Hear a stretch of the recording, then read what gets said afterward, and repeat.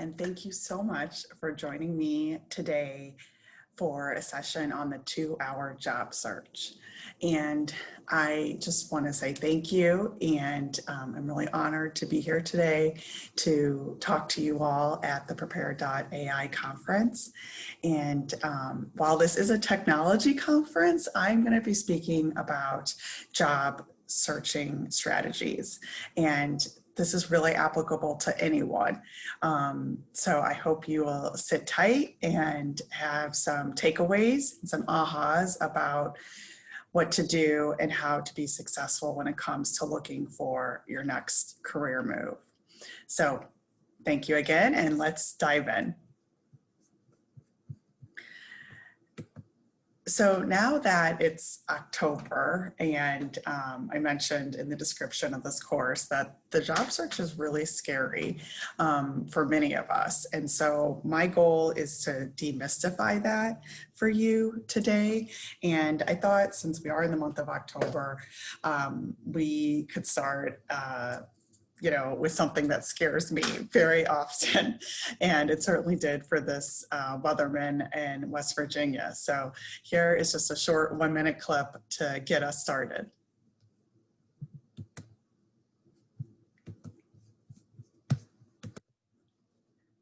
We had a Texas Tech guy in the building the past couple of days, and we talked about that. Guess what? Texas Tech is always the national champion. God, jeez Louise! Why did that just happen?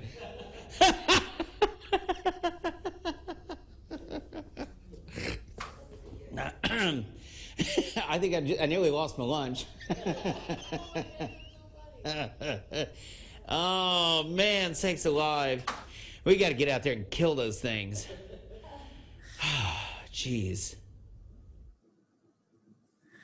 So that clip really makes me laugh. Sakes alive, which is one of those words you don't hear very often. And we had a certainly,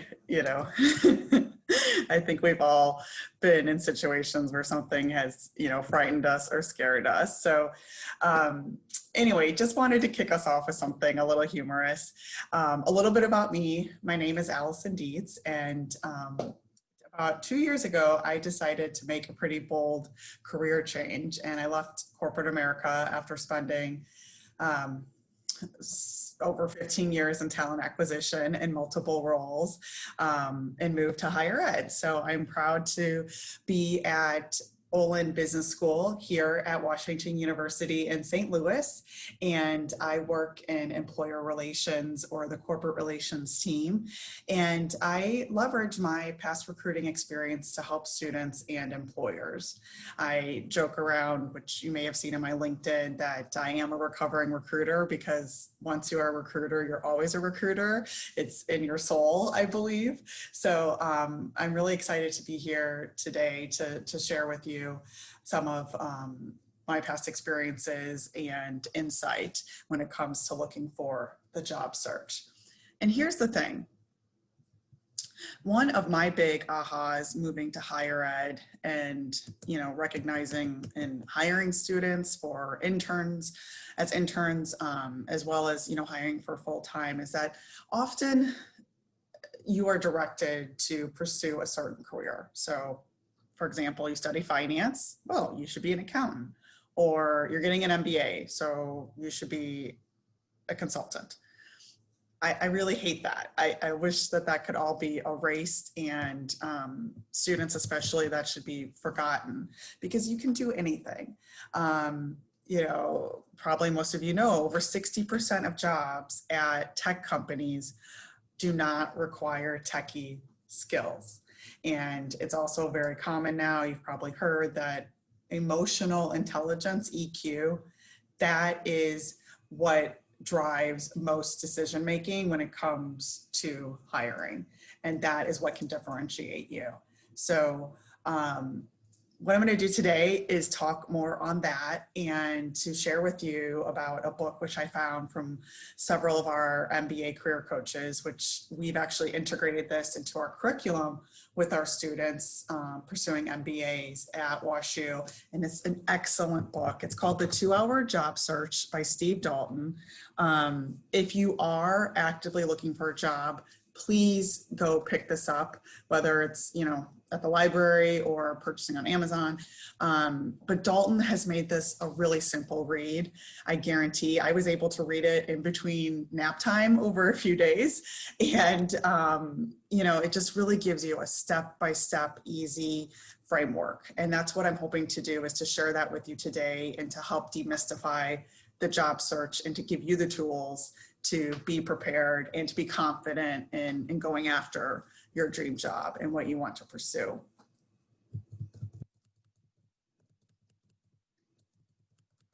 And just one other note, this is not just for students. This is not just for people seeking entry level. There are plenty of testimonials that this strategy also works for.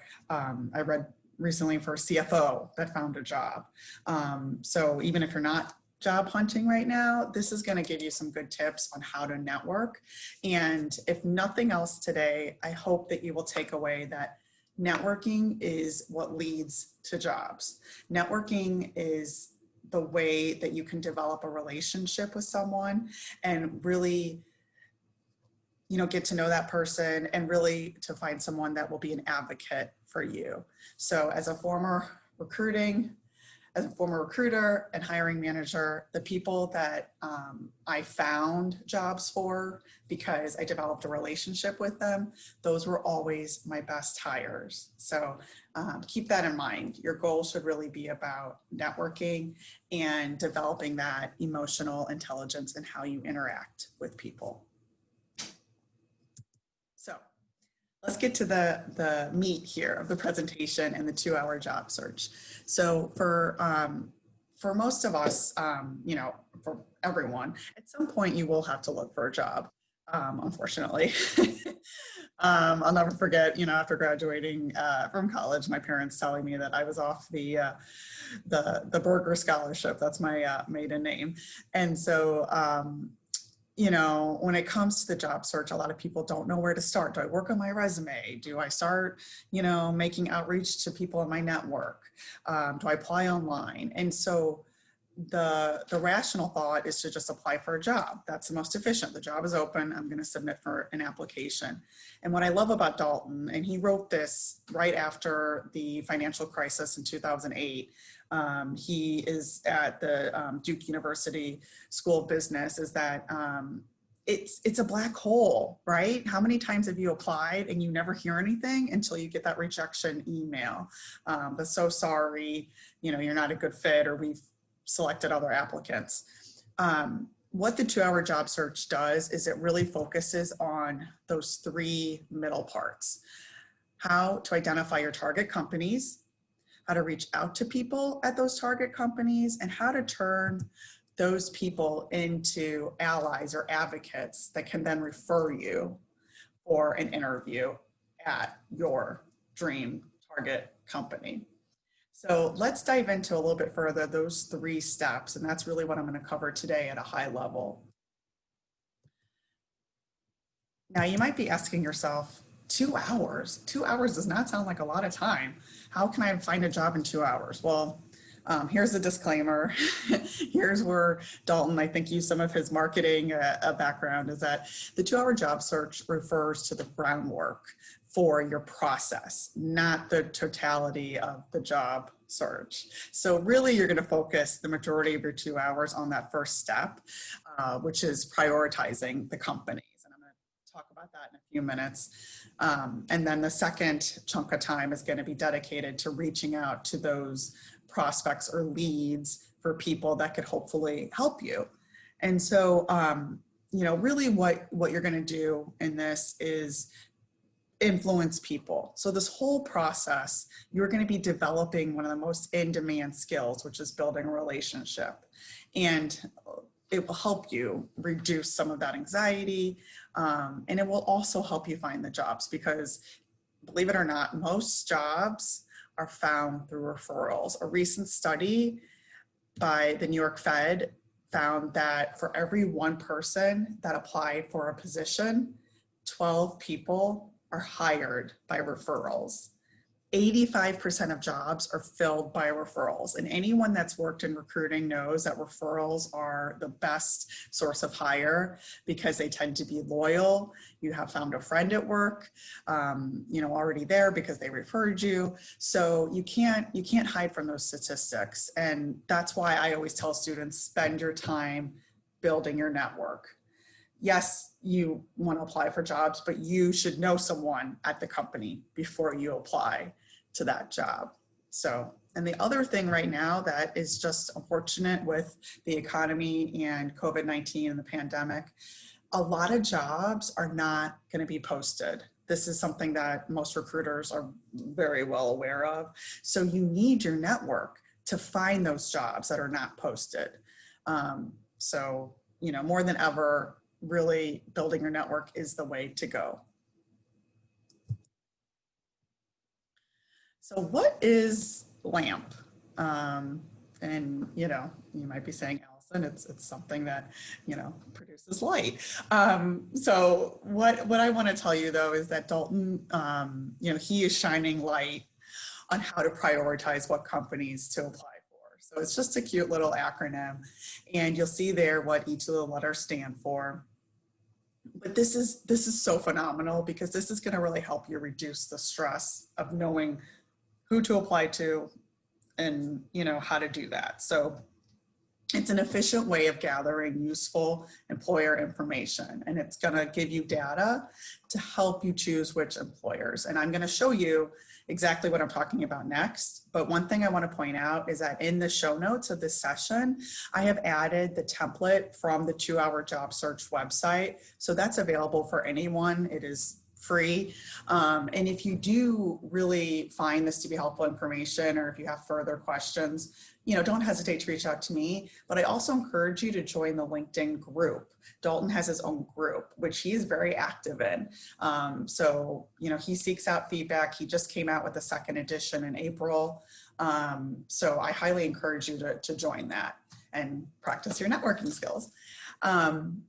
So what he's done is he's really, helping you, figure out which companies to focus on by using 3 pieces of data. And so what the method is a list, but then the 3 pieces of data are the alumni, motivation score, and postings. And so I will cover that in a little more detail, but really the method is first just starting with listing at least 40 companies. And 40 sounds like a lot, but this again is just an exercise.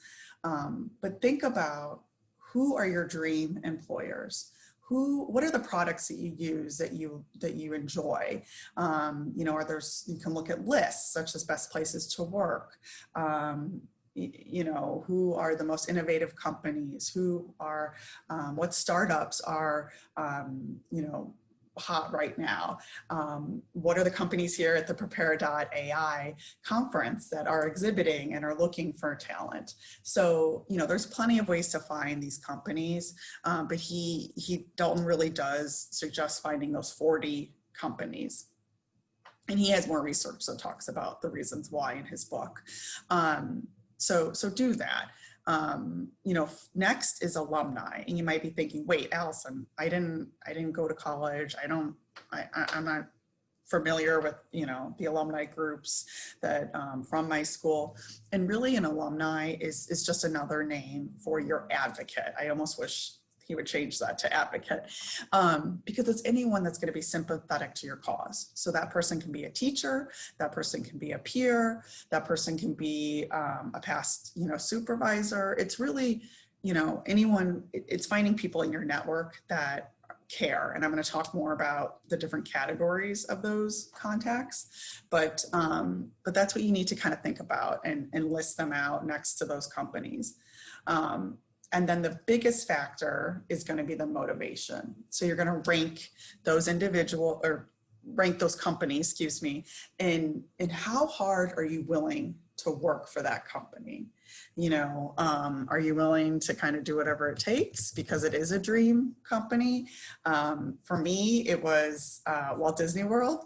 So obviously, you know, as a kid growing up, you know, loving the princesses, you know, and in college, I found the opportunity to work at the Walt Disney World in Orlando, Florida as an intern and joined their Disney summer internship program. And that was such an exciting time for me, but it was a big deal, you know, moving to Florida for the summer, you know, going through interviews, you know, living with people I didn't know, you know, all those things you want to think about. So you're going to rate your motivation for each of those companies. And then the next step is the postings. And this is pretty simple. This is just searching for openings online, but this is going to give you an indication of who is actually hiring and what are those roles. And you want to become familiar with the different types of roles at your targeted companies, because every company has its own nomenclature and structure when it comes to jobs and postings.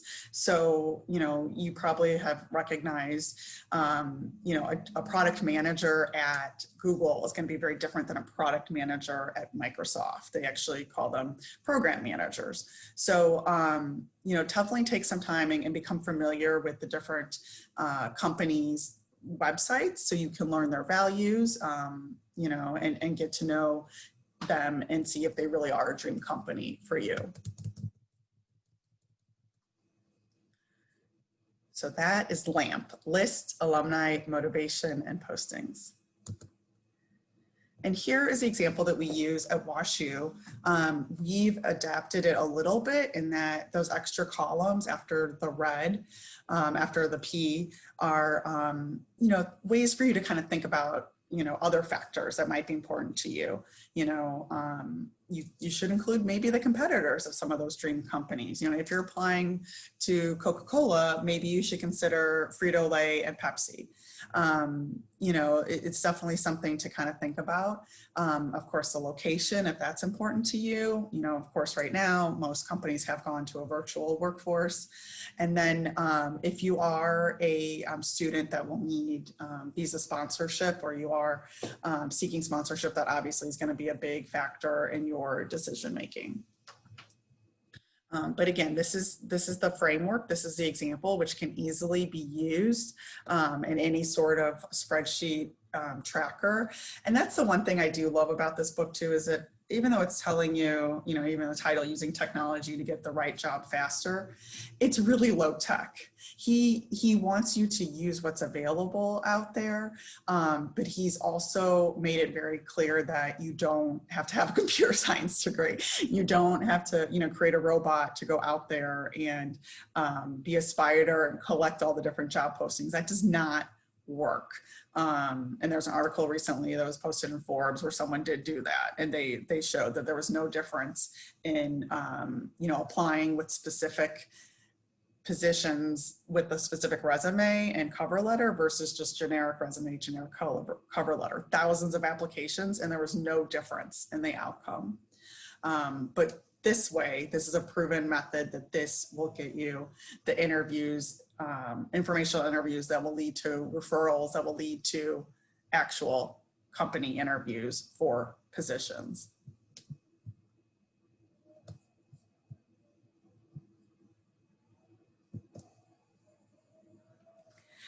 All right, let's move on to contacts. You've developed this list, you've spent the 70 minutes or so that he estimates, and now you're ready to start thinking about the contacts in your network.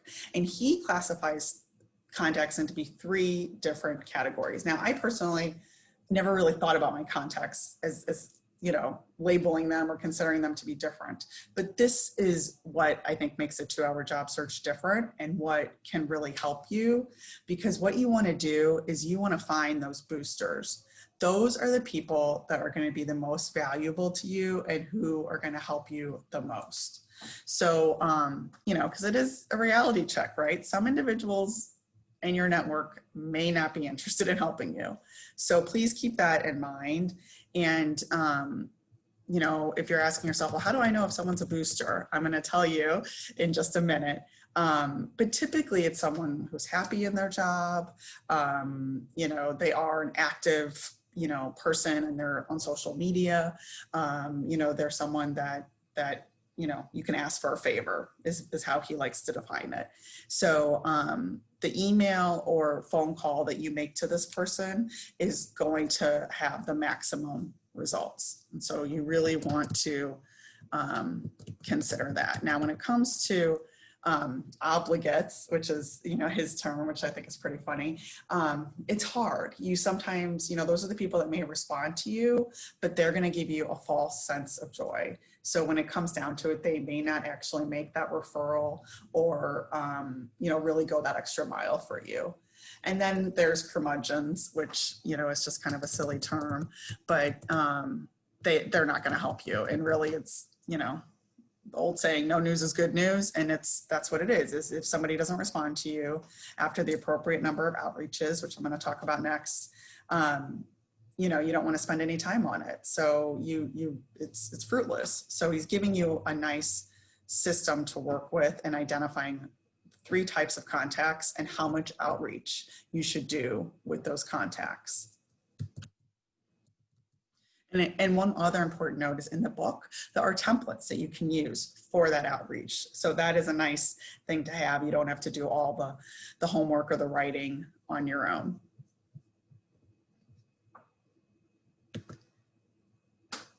Okay, so I mentioned, you know, how do I know when to follow up, or, you know, what's the right timeline? So this slide answers that question. So your tracking system is essential, and it is really what is going to reduce your stress level. So 3B7 is the term that he's come up with, and it stands for 3 business days, 7 business days. And so this is when you will set reminders for after you make that initial contact. So the first one is 3 business days, as you can see. And if a person responds to you within 3 business days, you can mark that person as a booster. So you want to highlight them because those are the people that are going to be the most helpful. So that is how you determine if a person will be a booster. So, and the awesome thing about this structure is that, you know, by following it, Dalton makes it very clear that you're not going to lose more than 2 weeks on waiting to hear from someone, or, you know, thinking that this person who doesn't respond will end up being a curmudgeon, but you're not going to waste any more time or any more sleep wondering when they're going to respond to you. So after 3 days and you initiate that, you know, that email, you haven't heard from someone, you should move on to your second contact at that company. So that, you know, you're not, again, this person may never respond to you, you don't want to waste your time, and then move on to the third contact, so forth. After 7 business days from that initial first email, that first contact, if you don't hear anything, then it's time to move on. So they for sure are a curmudgeon. So you're doing your follow-ups at the 3rd business day and the 7th business day. And the one thing that Dalton recommends, which I find to be pretty smart, and I couldn't agree more, is that the way you want to do this is set up reminders on your calendar. Calendar notifications are harder to ignore. I definitely follow that. So set your reminders for 7 a.m. on the 3rd day and the 7th day. And that will just be right in front of you on a daily calendar, and notifications will pop up throughout the day, so you can't ignore them. And this is the timeline that you should follow in terms of identifying and finding those boosters. So we're going to go to the 3rd step, which is the exciting one. So a booster responds to your outreach at the company, and they are willing to talk to you for an informational interview. And so, you know, you got to love Dwight Schrute and his confidence. But now it's time to really focus on that informational interview and what is your goal. And the goal is simple. It's twofold. You want to build rapport with this person, and you want to understand, you know, information about the company. So you just want to gain useful information. Really the preparation is going to be minimal. I would say the 10 minutes you're going to use for research. And then it's about 30 minutes, you're having this informational interview. So with the 10 minutes, it's going to be using LinkedIn, using the internet, looking at the company's website, but doing your homework, doing your research so you can be prepared. Outside of that, you should hopefully have answers to the 3 big questions, which if you're having a career discussion, those are typically the questions that you're going to get asked. Tell me about yourself. Why do you want to work for this organization? Why do you want to work for this industry? So you should have answers to those rehearsed kind of in your back pocket. But beyond that, it's just doing those quick research about the company and about the person, and then, doing the follow-up. And again, if you're unsure of, how do you build rapport or how do I gain information? I'm going to talk to you a little bit about the questions that you should ask. But this is essentially networking is what you're doing in this step. So if you're uncomfortable, maybe you're more of an introvert, you're not usually the one that speaks up first. Here are some great conversation starters for you.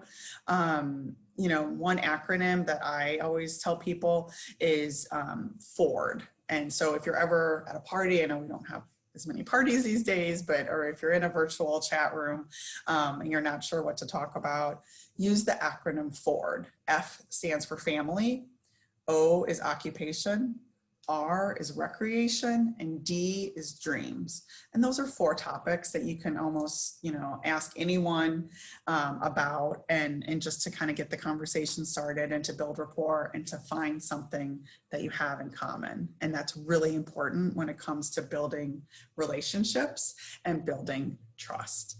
So don't be afraid of small talk. I know for some people it's not natural. For some cultures, it's definitely not natural. But here are some easy tips to kind of help you get started and use it, use it with your friends. So here's what you should be covering and talking about to get you started to build that rapport in your informational interview. All right. So we're coming to the end of our time, but this is it. You've had this awesome conversation. You found someone that you think is going to be an advocate for you. What happens next? You definitely have a follow-up email to send. And the goal of that email is to gain a referral. So either for them to refer you to a specific position that you've already identified that happens to be open, or to put you in touch with someone else. So the goal is really for you to have,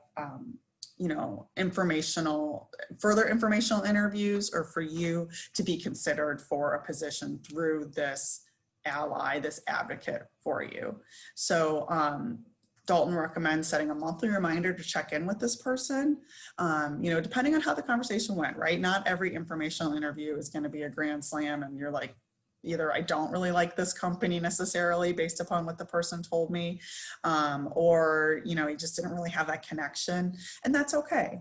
But you did it. And that's the thing you have to remember. You just have to keep going. You have to follow this structure and this process, and it will make a world of difference.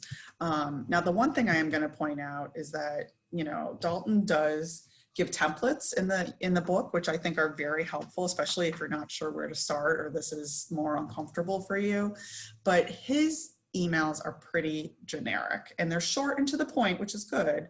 But after you've had a meeting with someone, especially, or you already have something in common, like they are an actual alum from your school, you need to differentiate yourself. You can't just say, I am interested at X, Y, and Z company because I have a passion for X, Y, and Z. You need to differentiate yourself, and this is the recruiter in me probably coming out, but you need to be able to show, why you would be the best fit for this role. We have over 200 MBAs. If they all sent emails out saying that they like this company because it interests them, recruiters are not going to read that. They get that. They get hundreds of applicants for their internship or full-time positions. So you really have to do a little bit of selling and telling the recruiter or whomever why you are different and why they need to meet with you. So make sure you're doing that and selling your assets and what makes you unique. So this is the place, the time and the follow-up is to be more specific and to really try to connect with that person. So we've gone through this very quickly. I really appreciate you guys hanging in there and listening to my talk. I thought we'd go back to the Halloween theme, with the Scooby-Doo reference, and that, really a bit of reading, the 2-Hour Job Search, it's going to help you be a Velma and not a Shaggy. Sorry, Scoob. So just, use this to take the guesswork and the uncertainty out of the job search process, and you can control your future. And, please feel empowered that you have the tools to do this, and that you can do anything. Really, you can network, find those people that will be advocates. Especially right now, people want to help and they want to give back. So don't be discouraged. And I think we'll turn it over to the Q&A now, Antoinette, as our moderator. And please feel free to reach out to me on LinkedIn or via my email here if you do have any further questions. And I'd love to continue the conversation. So thank you so much. Good afternoon. Thank you all so much for joining us for the session this afternoon, the 2-Hour Job Search. We are so fortunate to have Allison here live with us to answer your questions. So we hope you all enjoyed this session, and we are happy to answer any questions that you have. So please feel free to pop those questions into the chat. My name is Antoinette Boyd, and I'm a member of the Prepare.ai Workforce Development Committee. And so I will be facilitating our Q&A with Allison this afternoon.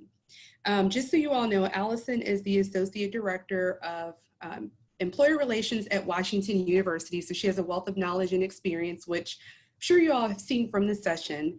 And she's here to help answer any questions that she can. So we have a few questions in the chat already, so we're just going to go ahead and dive right in.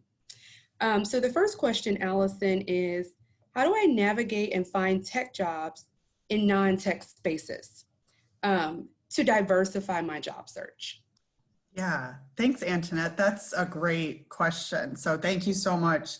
I believe it was Quinn that first submitted that. So thank you so much.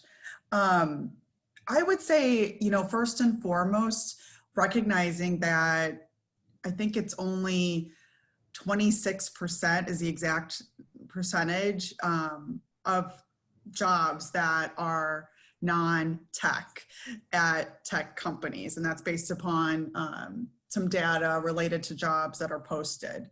So I would definitely keep in mind that, every tech company is going to have those non-tech functions like HR, finance, marketing. And when it comes to specific roles, project management, there is a plethora of opportunities out there. If you're looking to gain experience because you see experience is required and you haven't been able to find that booster who's going to get you the informational interview and the referral, there are plenty of ways to gain experience by volunteering or even trying freelance. Upwork is a phenomenal app. I can say I've played around just kind of looking at it. So there's definitely some ways, there's a ton of folks that probably need help that can't afford it right now. So don't be afraid to ask. And, also think about, what's the happiest work experience you've had? And think about the size of the teams that you worked on. Think about the schedule and think about, the audience. Who do you want to serve? That was great, Allison. Thank you so much for sharing that information. We have another question here. Someone says, great presentation. Yes, very true, great presentation. Here's a question I often receive. How do I land a non-tech industry job without prior industry experience? Yeah, so I would say, definitely similarly, you want to look at how you can gain the experience as well as, what is your goal? Where do you want to work? And when it comes to, diversifying your job search, it's kind of similar to what the previous person asked. I would not be shy about, putting information out there. So instead of being reactive, instead of applying for jobs that are open, try to be proactive. So posting your resume or portfolio, on LinkedIn for sure, but other job sites as well, so recruiters can find you. That's just another tip that I wanted to add from the previous question. But definitely, proving and showing what your skills and the talents that you do have. So hopefully you'll take advantage of platforms and forums like this, where you can do some networking, you can talk to the exhibitors that are looking for talent and looking for people, because there's definitely a skill gap like they talked about in the first session. Okay, great. Thank you so much, Allison. That was an excellent answer as well. If anyone else has any questions, please feel free to pop those questions into the chat. But while we wait to see if we have any more questions that come in, what would you say are your top suggestions for a candidate looking for work in the COVID-19 pandemic? I would say, Antoinette, I mean, definitely it's the, besides kind of doing that networking and, think about your past leaders or people that have really inspired you. Don't be afraid to reach out and send a note just saying, hi, I was thinking of you. I have done that myself, as well as been the recipient. Someone just reached out because I saw I was presenting here and wished me luck. And that was very, very kind and thoughtful. And that's kind of what we need right now. So, don't be afraid to go back, even people maybe you previously interviewed with. I have a very strong connection with someone that I interviewed with. It didn't work out timing wise, but we just hit it off. So, keep the doors and the channels open is what I would recommend. Certainly wonderful advice for anyone who finds themselves looking for a job during this challenging time. Networking is huge, and being open to new opportunities is really important as well. What would you say? How would you answer that question? Can I put you on the spot? Sure. So I would say similarly, some of the things that you have said, just really being open and using your network, but also really thinking about your transferable skills. So I think sometimes we think in this box of what have I done for the last 10 years, rather than thinking what are the skills I've built for the last 10 years. Because those skills could be applicable to other industries and other functions and roles that you're not thinking about. And so in this time of COVID, with certain industries hiring and others not, you may have to be very creative with your job search and with your goals, and you may have to shift your goals a little bit. So that might require you to do some self-assessment and reflection to see, outside of maybe the ideas that you had about your next opportunity, what are some other things that would be a great fit for your skills and qualifications that you've built over the last 10 years, rather than just the responsibilities that you've had in those roles. Yeah, that's so well said. Spoken like a true career center professional. Antoinette, very good. You make us all proud. We're in a unique time, and so I think you have to think about everything in a unique way. And so the traditional things that we thought of before aren't necessarily, the same now. So that was great advice from you as well. Looks like we have another question here. So it says, I am new to tech. What resources can I use to learn about what skills I should boost and pursue? Ooh, that's a great question. So new skills, where can I learn, places that I can identify? And I would say, one of my go-tos is actually looking at kind of the experts out there. So LinkedIn always produces a report about the most in-demand skills, especially for new graduates, and kind of on that same line. NACE is a wonderful organization that Sean is president of, and that was a resource I used very heavily when I was in university relations, of what skills are most in demand. So whether or not you're in college, it's still giving you some resources to look at, and just doing some basic job searches. Definitely, I would say data analytics is so hot. I mean, everyone here probably knows that, but that is definitely, I think it touches on so many different industries. I would say definitely off the top of my head, that's probably, besides some of that EQ, those are the things that are really needed for the future. Okay, great. Thank you. Thank you so much, Allison.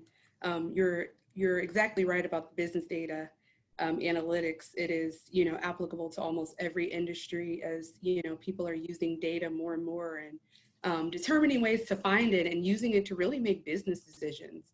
And so if you have those skills, they're pretty much universal and applicable to every industry, right along with technology skills. So those are great suggestions. Well, we have just about 1 minute left. So if anybody else has one last burning question, feel free to pop it into the chat and we are happy to answer. Allison here is a wonderful expert and is happy to share any insight and information, tips for you with your job search. So don't be shy, ask that question if you're thinking about it. We've got another minute or so here.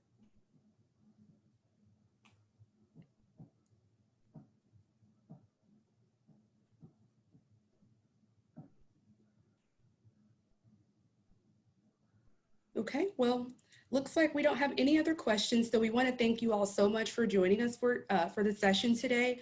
We hope that you got some wonderful tips you can carry forward in your career search.